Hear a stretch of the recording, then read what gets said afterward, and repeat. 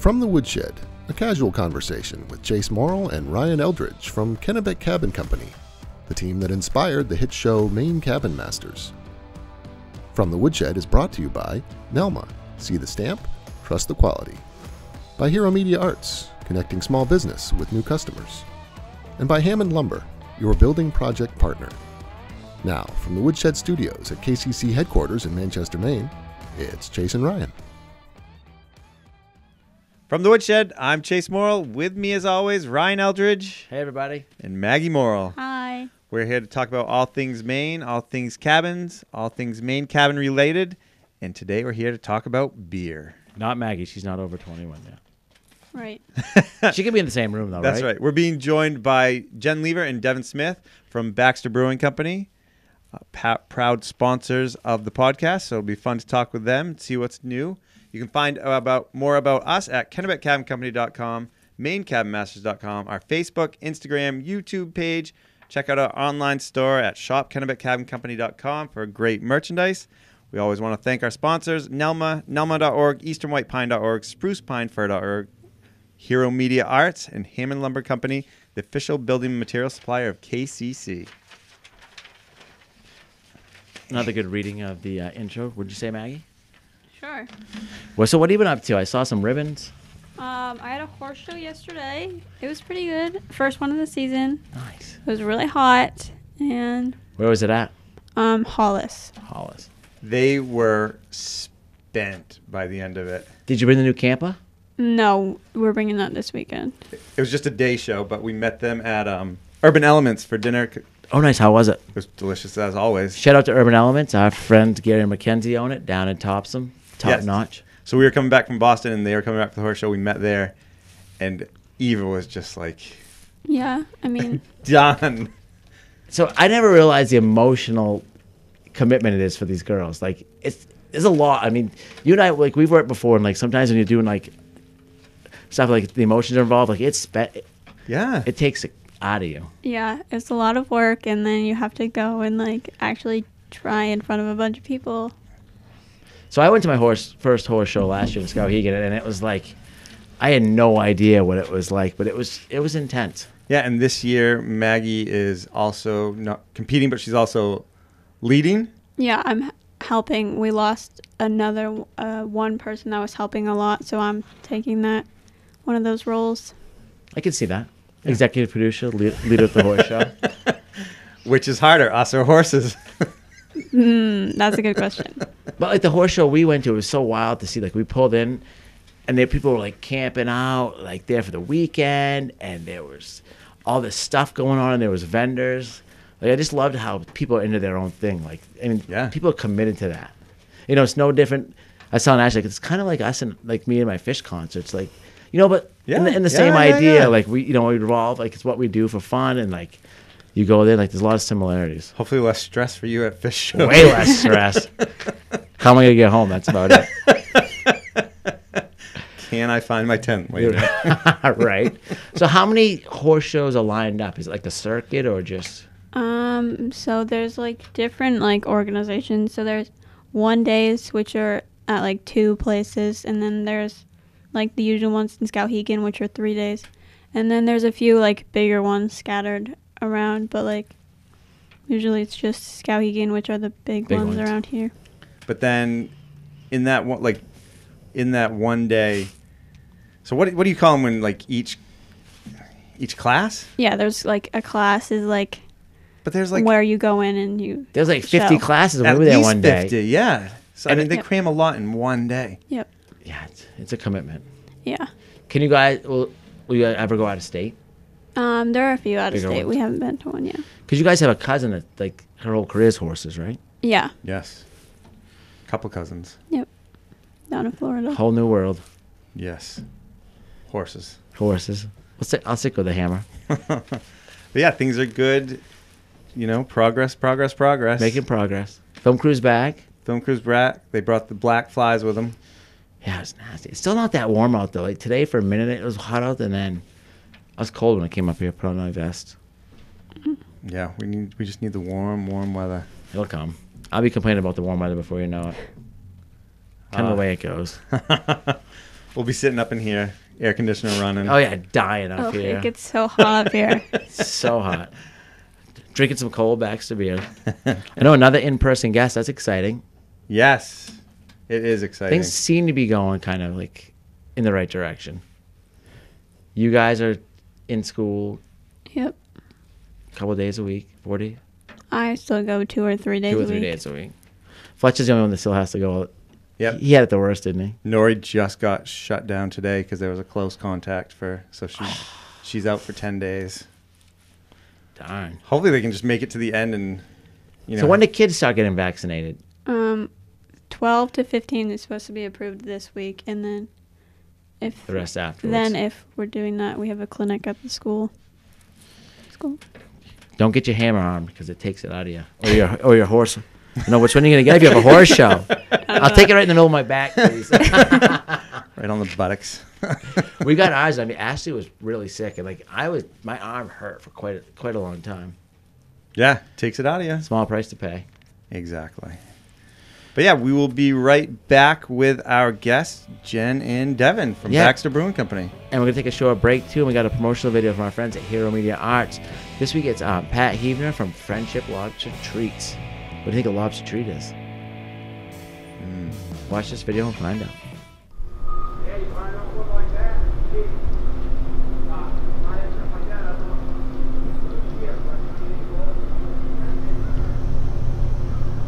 My son lobsters now, and my husband and my grandchildren lobster. My father's family are some of the first settlers in Friendship, so we've been here for a long time.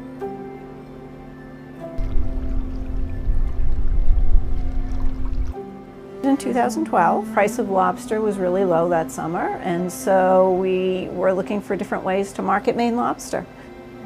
I remember one time some dogs came here and were trying to get lobster off the picnic table, and I went, huh.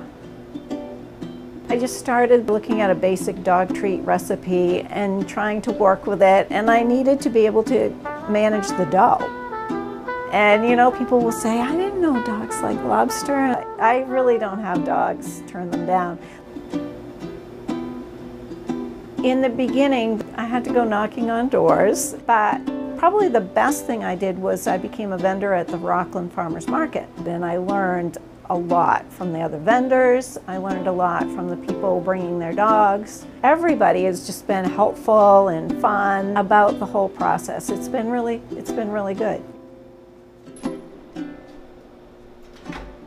No, I wasn't young, and I'm not young, but I just thought, you know, if I don't try this, I'm really going to regret this in a few years, so I'm just going to go and try this and see.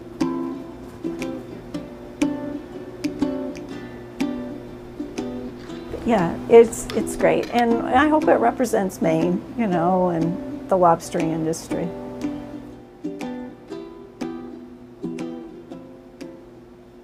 And we are back with Jenn Lever and Devin Smith. How are you guys doing? Fantastic. How are you? Doing Great. well. What's going on? Oh, another day. So we have a question for you guys, with our guests. As you guys know, it's brought to you by Baxter Brewing Company. So Chase and I have a bet on this. Is it going to be water, coffee, or beer? Beer always when we have the chance. All right, we both won. So we're going to throw a curveball in here, though. We're going to check out your repness. We have a good plethora of Baxter beers in there. Yes. A couple random beers that Jen got from the fridge downstairs. A couple of them are on brand. A couple of them are off brand. Yeah. One of them's way off brand, so that'll be the bonus one. Okay. All right. I'm excited. And no more clues from that. So, All right, let's get started. We can talk while this is going on. so Jen, you're the president of Baxter Brewing Company. Yep. How long have you been the president? It'll be 2 years this Nice. fall. And how long has Baxter been in business? It was 10 years this past January. Has it been 10 years? Yeah. Yeah. 10 years. And when I think about Baxter, you guys started the can revolution, Yeah. right? The first. And Yep. trendsetters. Yeah, our founder was really inspired by what the Canarchy group was doing down south and kind of out west even. And so we were the first New England brewery to be all cans and really make that can commitment back in 2010. And it's all just cans now. Yep. Yeah. I mean, besides kegs and Yes. stuff like that. In Yeah, the stores. we do kegs, and went to 16 ounce.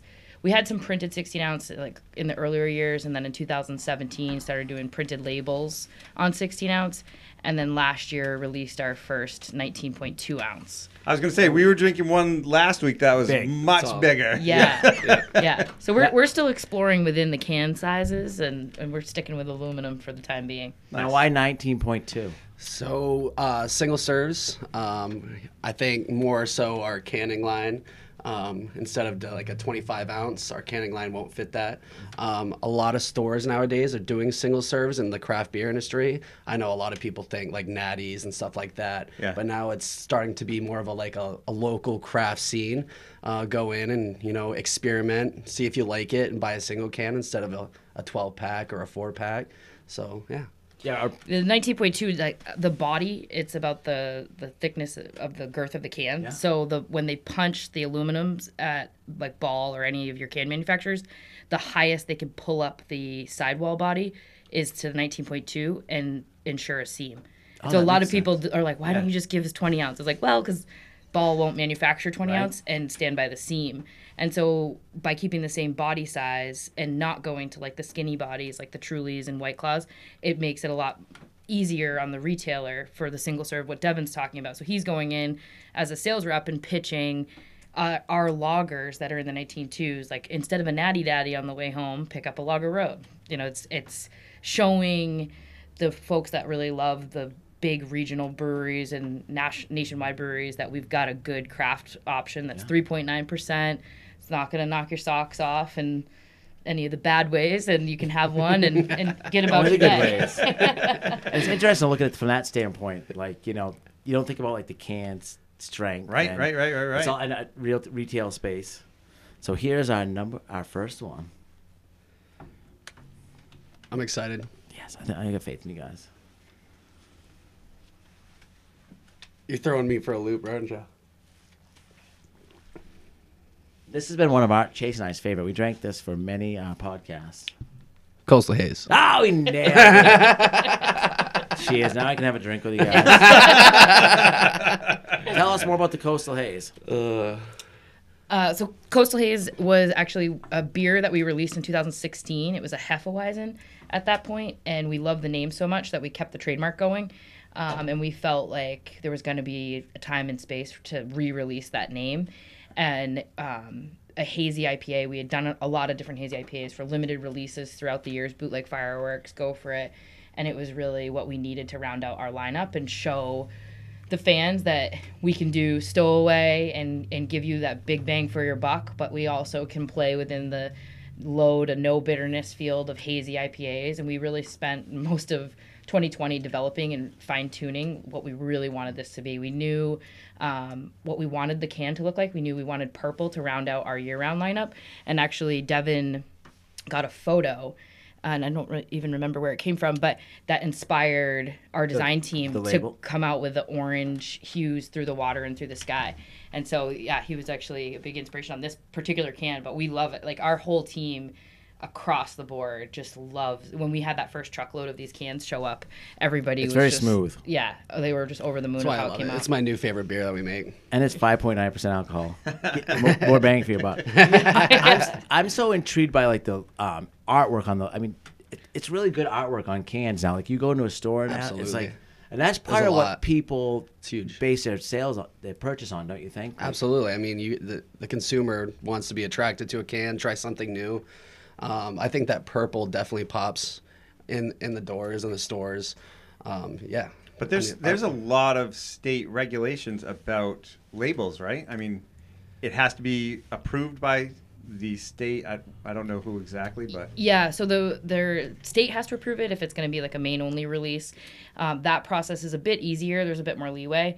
But if it's going to the federal government, so if we're shipping it across our entire footprint, it has to go to the TTB, so the tax bureau, and they assess everything, and everything is by the basis of who's assessing it. So the four of us could be assessing the same label, and I could be having a bad day. Yeah, and I don't like it. And you can't. There's like a lot of different regulations. You can't infer consumption while operating a canoe, a motorbike, So you couldn't have Jedi on the label with a canoe on his CD with a double fist and a beer. Even though that would sell around here.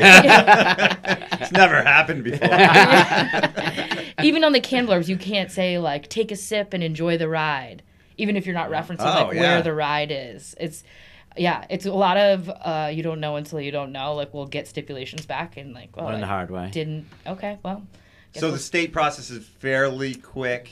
Yes, yeah, and so it's typically about 1 to 2 days turnaround. Oh. If it's Maine only. Yep. And if it's a label like a big production label like this one is for us, this is definitely our big bet for the year and really the next 10 hopefully. That approval can be up to 30 days. It depends on how many labels are going in, and actually.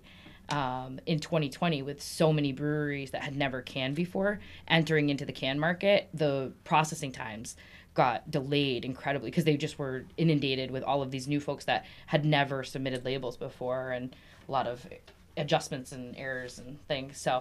So you guys, for anybody who doesn't, you're based out of Lewiston. Mm-hmm. How big is your facility, and how many beers are you brewing at a time? Wow. That's a good question. These aren't even the fan questions. I'm going to get round 2 ready. It's 7,000 square feet in the mill that we're in right now.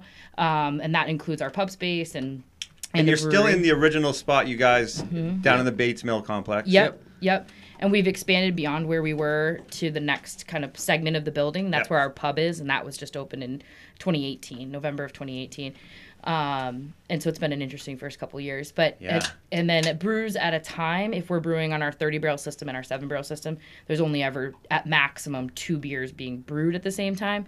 We typically have about 6 different style of beers in fermentation. So they're in different tanks doing their thing. And then for our pub lineup, we have 24 taps, and they're all Baxter taps. So we always have 24 different. we always have at least 24 beers on tap. We have a couple of beers that are for particular accounts or specialty spots, and those aren't on tap at our pub. So we're usually, our warehouse guys are mastering the rotation of up to 35 different SKUs. Wow. And who is your brewmaster? Merritt Waldron is our director of quality, and he joined us in December of 2019. Oh, nice. Came to us from Rising Tide in Portland. Yep. His book was just released last August, cool. he's done a lot of things that I'll never do. Nice. But it's he's amazing to have on the team, and he's genius. Yeah, he's absolutely brilliant and analytical, and kind of reels in the passionate side of our sales team. And if you talk about like what kind of beer you want, he'll make it happen. Yeah. One thing that we were lucky enough, season 3, we spent some time with Allagash, great company. Yep. And just to see how much the Maine beer community works together. Absolutely. Like Allagash is probably the most successful of one, microbrew, and we went down there and to see what they give back to the small guys, like they were letting these smaller companies come in, use their computers, like they got some fancy stuff, like just helping them. Like it wasn't competition, like we're all in this together, we're promoting Maine and we're all making good beer. It's pretty cool. I think we were down there when they first started doing cans too. Yep. They rolled that machine, and that was wild. It's crazy. So I've only been in the beer industry for 4 years, and everything you hear about how collaborative is 100% accurate. So I'm hoping Pete watches this podcast. Pete from Allagash has helped us out of so many different jams of like, your lead time is 10 days, and then the supplier calls and like, you've got beer ready to come out of tank, and it's like, do you have this? Do you have that? But it's wildly collaborative. I mean, from the small breweries through the largest, and Allagash definitely sets the tone, and I mean they're just remarkable in all ways. The people are remarkable, the company, what they put out. And I must say, Pete's a huge deadhead, so that kind of just that's why it works. Here's to Pete. Let's try number 2 to Pete. Here's to Pete. Cheers. To Pete. Well, I don't know what it is, the name of it, but I know what it. That's an easy one. That's a tough one. Yeah. Man, that smells like an Almond Joy. Yeah. That's good. That's definitely the way it's supposed to smell. That's our only... window seat. Oh, yeah. Great American Beer Fest award-winning beer. Once again, they are correct. Window seat. So it's coconut based, huh? Yeah. Coconut almond porter. Coconut almond porter. Yeah. Best way to put it, almond joy in a liquid form with alcohol. Yeah. I don't understand all like the beer, like they say milk beer, like it blows my mind. The like, lactose. Yeah, how crazy like the beer Yeah. flavors got. Yeah. Well, Sarah came home with a Fluffernutter beer the other day, and you smell it. That's not that bad. But this That's good. smells like, I mean, it's good. almond for sure. Yeah. It's a pretty polarizing beer. Like either people love it and they want to tell you like where they had it the first time they sipped it, and they'll drive hours for it and pay crazy shipping to have it shipped to their house, or they're We like, got 3 left here. Make an offer. or they're like, Be quick. I hate that beer. Yep. So tell me, how'd you guys come up with the name for this? So this one was before my time. This was the beer that they submitted in 2015 for the Great American Beer Fest and medal placed. So Oh, wow. one of the first craft breweries to, now there's 5 that have gotten medals at the Great American Beer Fest. So it's kind of the most nationally recognized beer competition. So it was out as a 12-ounce can, and then for our 10-year anniversary, with it being such a fan favorite, we did a limited release run of it in a 16-ounce can. 16.0. Yeah, there might be a 0.1 in there. We like to give Not you your 0.2. good value. Again, the artwork's awesome. Now, does the same person do all the artwork for them? We work with the same design team. This can really, we tried to make sure that anybody who knew the 12-ounce version could recognize the 16-ounce version. So a lot of the artwork is from the original design, but wanted to include the ridgeline. So the Baxter State Park ridgeline is kind of how we've made all of our cans be cohesive and have that shared element. So we've added that same ridgeline exact design to the window seat. And It's all about building a brand, right? yeah. So was Baxter the original brew? Your Baxter IPA? The Stowaway? Yeah. No, Pomola. Pomola was. The very And first. Pomola Really? is a peak on Katahdin? Yes. It's a trail on Katahdin. Trail. Yeah. Yep. Yeah, Pomola. So Pomola is a peak on Katahdin, and it's Sounds like somebody's grandmother. yeah. It's from the can design, you'd see like this in the original like brand logo was a Abenaki legend that was a third man, third moose, third eagle that overlooked Katahdin and Baxter State Park in general, and known as the God of Thunder. And so it had like a cool backstory, but as the market got saturated, like bartenders, you could see 80 beer reps on any given day. Didn't have necessarily the time to hear that whole backstory and feel connected to it. Mm-hmm. There was a lot of like criticism about the brand design. Like everybody just referred to it as a moose because it had antlers and didn't notice the wings and you couldn't see the bottom part that was a man. And then a lot of people called it Pamela. So folks like Just like your grandmother? Pamela. Yeah. We've learned a lot about making sure you can pronounce beer names over the years. So, best intention, you're in the room, you've got the whole team's on board, and then you put it out in the market. It's like, people cannot say that. They do not get this joke. Right. And it's not all about, obviously flavor and taste is big, but it's also like you guys Name is say, huge. Name and labeling. Like, Yeah, absolutely. Yeah, I think Ice Storm at 98 was just our winter seasonal. I think that really drove home the importance of the name because people didn't even need to try it. They were just like, oh my God, I lived through that. Yeah, exactly. Then everybody started talking about their story. But it was fun. It was fun to say. It was a fun Talk beer about to a sell. conversation starter. Absolutely. It really was. Beer is emotional. People can get emotional about beer. A lot of us have some. You might not have been alive when the Ice Storm in '98. I definitely was. Maggie? Not even close. Yeah, it was great because people couldn't, in such a time where we were so divided, they couldn't not tell you how long they went without showering. You know what I mean? That wouldn't be a normal conversation. They're like, I didn't shower for 2.5 weeks. Yes, I will bring that in. And then once they tried the liquid and the velocity, was crazy. Every place that gave it an opportunity, patrons connected in the same way with that name. And so that only made bars want it more. I have goosebumps now just talking about it. But it was the first beer that we've ever released that outsold Stowaway in kegs. That's awesome. Wow. Yeah.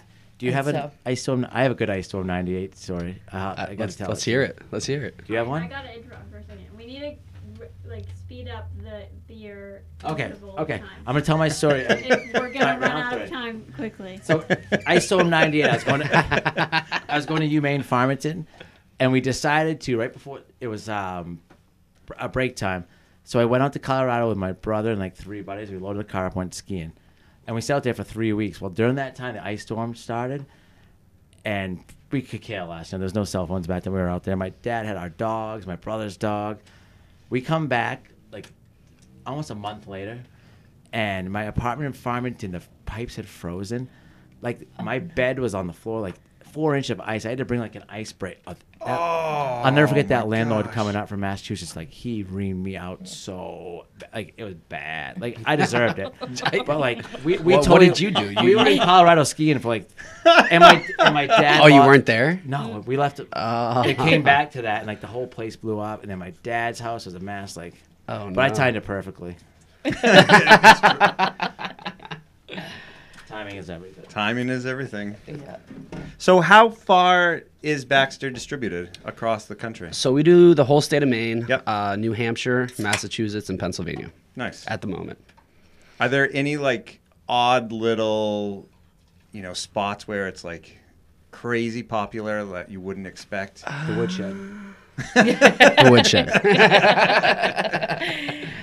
That is true, though. I think so. In Maine, which definitely makes up our biggest demographic, is the beer following difference. So like, you get north of Lewiston, like there's just a love of Stowaway. There's a love of Stowaway and appreciation for Stowaway, like across New England. Yep. But the heavy hitting folks that like you run into, you're at a bar doing a sampling, and they're like, I had 17 of these and I came up with the best idea ever. I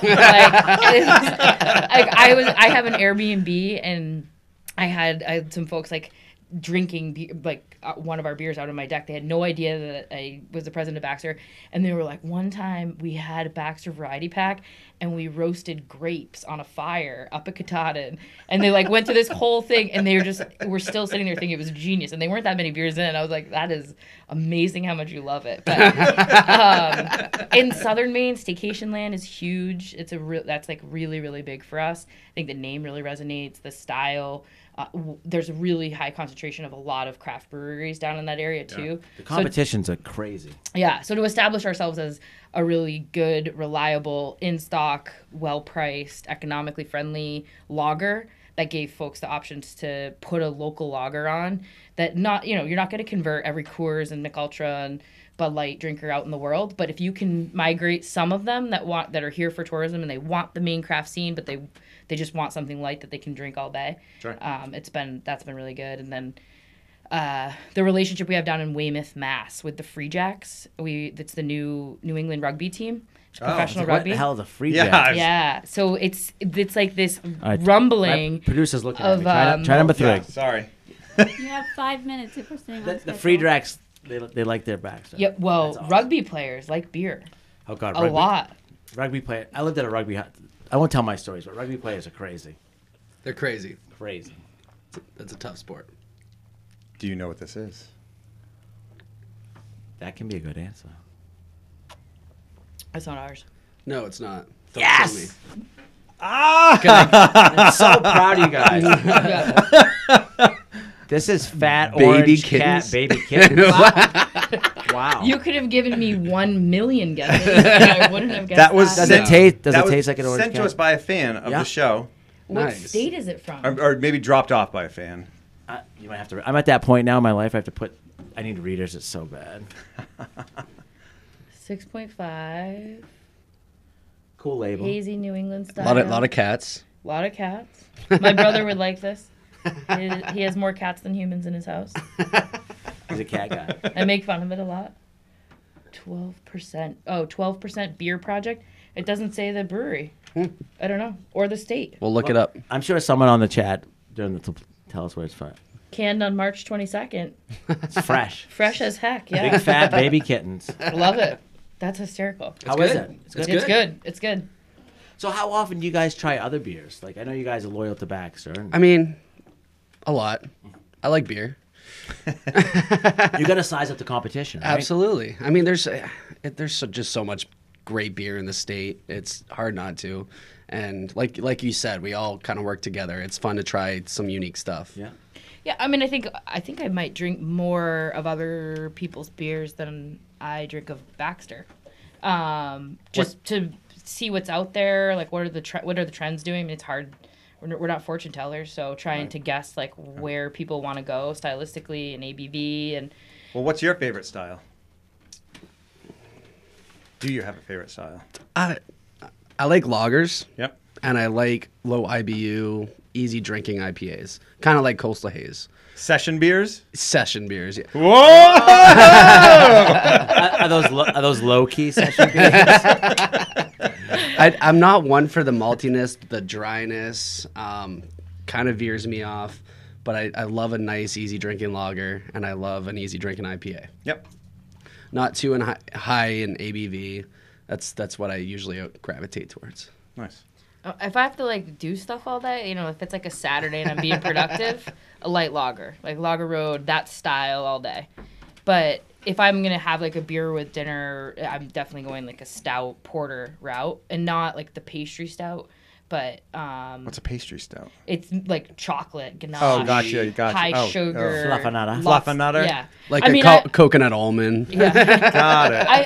I think Window Seat like reflects kind of stylistically where I like to be, where it's like a little bit smoother and not like a complete dessert. I mean, those dessert beers can be awesome. I had one last night, Johnny Goofin from Four River, and it was great. And but like I would pick John Henry from Four River all day, every day. Yeah, And that's kind of how you have to look at it, though. Like maybe one of those is good, But Yeah. it's a treat. You do want like a dessert wine. Right. Yeah. Right. Well, Map 40 from Allagash is one of the best beers I've ever drank in my life. There's some poor college kid out there that just got 8 of them, pounded them last night, and has a huge headache. Paying the price today. All right, last We've all one. been Here we there. go. So tell us, Baxter has like an outdoor series, right? You guys are very outdoor oriented and related. Mm-hmm. Is this an amber ale? A red? No. No, threw me for a whirl right there. Not ours. Oh. Old. No. That's old. That isn't the way that's supposed to be tasting. Oh, Jesus. I can tell you when that was canned. It says Go Pats 2019.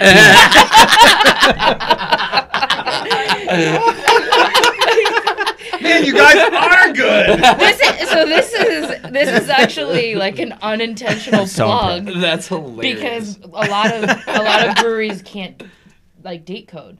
Yeah. So knowing when stuff comes out, it's also like gives you a good ability to kind of check shelf stability, but not the way that's supposed to taste. I'm very impressed. I will give you bonus points for that one. Where did you get that? We have some beers down, and there's a fridge down there that doesn't necessarily get to we the back, might too. want to help you clean that one out. Ian doesn't necessarily stay cold all the time, so. Yeah. So we have a beer, Innuendo, which is a white Russian stout, and a friend said it to me. It was like the original one we released. I would drink that 7 years old, no hesitation. That beer, not so much. Gets better with age. Yeah. So do some beers get better with age? Yeah, certainly. Absolutely. It's more about the storage. Like if they're stored correctly, Yeah. you can drink them. And hoppy IPAs, they're wildly hoppy for a reason, and that the hop profile is going to dissipate with time.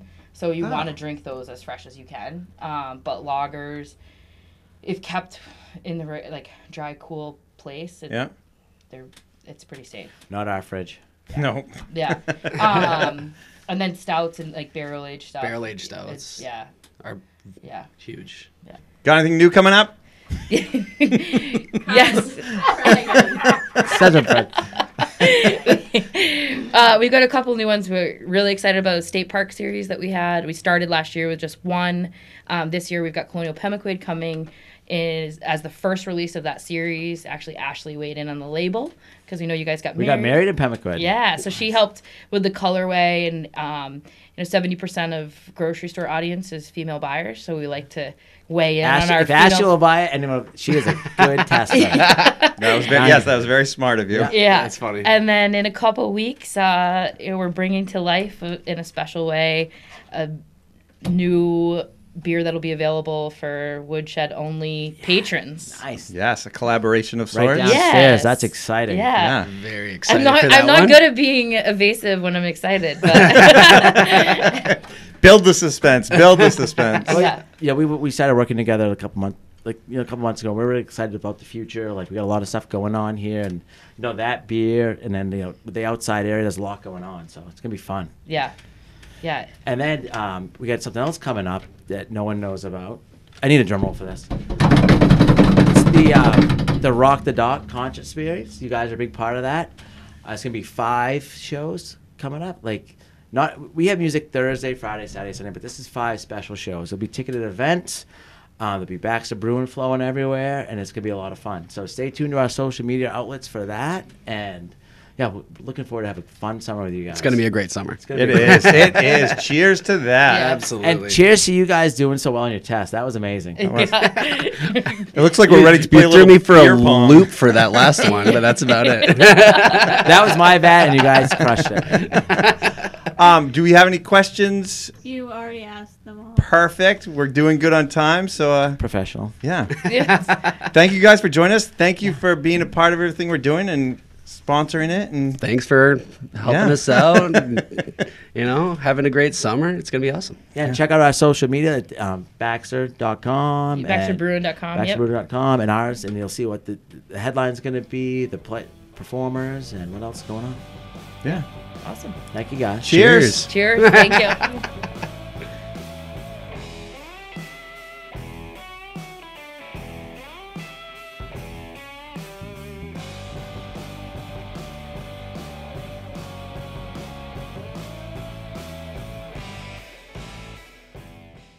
And we are now on to Project Pointers. Project Pointers are brought to us by Dervent. If you've got a question, we'll try and answer. Submit a short video about your project, as much detail as possible. Send it to podcast@mainecabinmasters.com. Include your name, location, show us your project, send a short video in, and again, as much detail as possible, and we will try to answer it. I think we should probably put project pointers before any beer reps come in. Well, Or we could have the best answer ever. yeah. It's always a good time. All What do right. you got today? Are we ready? We are ready. All right. This first one is from Janice Craig. I have a cabin in the Adirondacks that currently does not have running water. I would like to put in a system that would pull water from the lake. Do you have any recommendations on the best way to do this? We would like to use it for showers, toilets, and the kitchen. We are not expecting to use it for drinking. I wonder if that's not a thing in the Adirondacks. Like, everywhere you go here, there's just a black 1 or 2 inch tube. Yeah, running you like- run a black 1.5 inch PVC plastic pipe out with a foot valve on the end of it. Get out there as far into clean water as you can and get a small, shallow pump with a small expansion tank. And it's usually mounted right on top. Yeah, usually you can get an all-in-one unit, connect it up, and then run your lines in. I'm just that's such a thing in Maine. Every camp you see those. So maybe it's not a thing down there, Yeah. But I know in Maine that as soon as you have pressurized water, you need to have a legitimate wastewater disposal system in place. So just keep in mind that. So you're not filling the system that way. You're just taking it when you need it. Right. We've also done ones where it's a hand pump, a little RV pump where there was no power just to get water. I mean, a little RV pump did more than enough to supply the water. But, yeah, I mean, a little... What is it? I can't think of the name of it. There's an actual tank with a pump on it. Yeah. You need a foot valve on the end. The foot valve prevents water from backflowing. Yep. Because once you prime it, you're fine. Yep. Because it'll stay primed up to the pump. Yep. Yeah, I mean, my mother had one in the stream at her that up was till her water 2 years forever. ago. Yeah. And it was the same thing. It was just a pipe that ran out every winter. We'd have to go out there and mess with it. Every summer, water would get so low, you'd have to divert the water to go around it. You'd lift it out, there'd be all these water creatures stuck to it. Would she do dishes with that? Like, heat it up? Oh, yeah. Just pretty much drinking was the bad thing. Yeah, you definitely couldn't drink it. But, again, it was enough to... Get your basic needs. Yeah, and then so your outflow is, again, a screw and adapter. You can run PEX off of that, run it to whatever you need. what's cool is this day and age is pretty homeowner ready. You know, you can come in like with the packs of the shark bites. It's so much easier to do. Yep. Like you don't necessarily need a Doug the plumber. No, and in the wintertime, all you have to do is disconnect everything, pull your pipe out, and either drain your pump system entirely or just take it home with you, put it somewhere where it's heated. And Definitely bring your pump home, because we've done that a couple times at camp, or like got late in the wet season and forgot it, and like always gonna crack. And there's with the pump, there's always a few spots where water can build up and just crack your plastic casing, something like that. That's a pretty easy one. Yeah. Good luck. Have fun showering, doing your dishes. And then if you want a water heater, there's a few options out there as well. You could do a on-demand. That's even got so much better in the last 5 years. You go to Capella's and you can pump one into there. It's on demand with a propane tank. I mean, you could even get a small 1-gallon hot water heater that's a regular plug-in. Kids that go camping today have no idea how bad we had it. Like, you go camping now and there's like a couch and like water heater, like 3 different cooking devices. Like, yeah. Justin, one of the guys who's been working with us forever, he was on the show last season. He bought a new 4Runner. He's got that thing pimped out, all tricked out. He's got the camper top, the tent roof on top that opens up. He's got swings and hammocks that mount to his tow hitch. He's getting a screened-in porch area for under that top. He's very self-sufficient. Yeah, it's pretty awesome. And he could run water to it if he wanted to. Absolutely. Solar panel and pump. All right. We're Doesn't ready. intrigue Maggie. All right. Yet. Okay. This one is from Sandy Smith. I want to build a small greenhouse in my yard, but due to the prices of lumber, I am looking for some ideas incorporating used or less expensive materials, not lumber. Any ideas? Go to Chase's. He's got about 600 windows out back. There's all sorts of options. You could do a hoop house, right? You could get some PVC, bend it over, and just cover that with plastic. You could get some strapping, some 3/4-inch boards, give those a slight bend. You see those a lot for like boat enclosures in the wintertime. Pinterest. There's a lot of cool stuff on Pinterest or YouTube. Craigslist, free windows, We've seen some cool. We did one season 1 down at Ruth's house. Yep. Where a lot of old windows and stuff. But we built a frame. Yep. But you could literally like do it so you tacked windows together. And a lot of times you see like people getting rid of old slider doors, all glass, French doors, that type of stuff. A few of those make a quick greenhouse. But PVC and plastic probably the most inexpensive way to go. Yep. I'm trying to think of what my Uncle David and Aunt Sue used to do. They had just about every type of greenhouse imaginable. The old windows is good. Yep. Oh, yeah. Yeah. Let us know how it goes. That's right. 'Tis the season. Get your greenhouses up now. Speaking of that, like we had a heavy frost just the other day. Like you're in Maine right now, like we're over it, but you wake up some mornings like it is cold. Yeah. Like when should you be planting outside? Mimi said the full moon around May or June? Memorial Day. After 21st, the summer solstice is the official. You're supposed to get your peas in the ground before Memorial Day to have them by the 4th of July. What do you do with your cues? Just mind them. Cukes Cukes are after Memorial Day. We were hanging out the other night with the Stevensons. They own Stevens Strawberry Farms. He is on frost alert right now. So all his plants are starting to flower, and he's got to go down there middle of the night if the alarm goes off and just mist water to keep the frost from actually hardening on the plants to keep from killing them. By hand? No, he's got a whole sprinkler system set up. He just has to go turn it down. Yeah, he said But it's... any time at night could go off. Yep. It's a good strawberries. Stressful time. Yeah, I mean, it's a lot of work, but they are good strawberries. All right, that's it for Project Pointers today. Those are easy ones. Yeah, that's great. We could have done that with or without 4 beers. All right, but if you have questions, keep them coming, and we will try and answer them. All right, now for some more questions. Now for some, this is when it's probably not the best to have a few beers. No, be 100% honest. All right. This one is from Maureen Lean. With all the different towns you work, who keeps up with the zoning and building codes? We try not to. We try to put it in the homeowner's lap, but it doesn't always happen. Yeah, for the most part, we try and have everybody have their permits in place or at least start the process. But Ryan and I definitely spend a lot of time meeting the code enforcement officers, talking to towns, making sure everything's running smoothly. And we've learned a lot. It's definitely getting easier, but it's not. It's probably the hardest part, of the least enjoyable of the whole experience. Yeah. Permits, paperwork. Like, last couple of weeks, my head was spinning from doing stuff all the time. Like, those are the days when we're just begging, like, put a hammer in my hand. Yep. And what the weird thing is, it can change so much. Like, one town and the next town over can be just night and day. And a lot of times, town rules and codes will supersede state rules. So you really got to do your homework. And a lot of it really is open to interpretation by the town. How they do something, like you said, it's totally different than how they do it next door. But we've learned we have to make sure we're on top of it, checking in beforehand, trying to get the camp owners to, and that's good. If you are thinking about getting your camp on the show or applying, start the paperwork now or beforehand. We see that helps your application. Like, if you have permits in hand, like, start of that, like, it really does help. it's a green flag, right? Yes, not a red. Yes. Because everybody wants to do everything, but a lot of times you have to go through the proper channels to make it happen or find out what is possible. And town government can be slow. Like, it's every other Tuesday. Yep.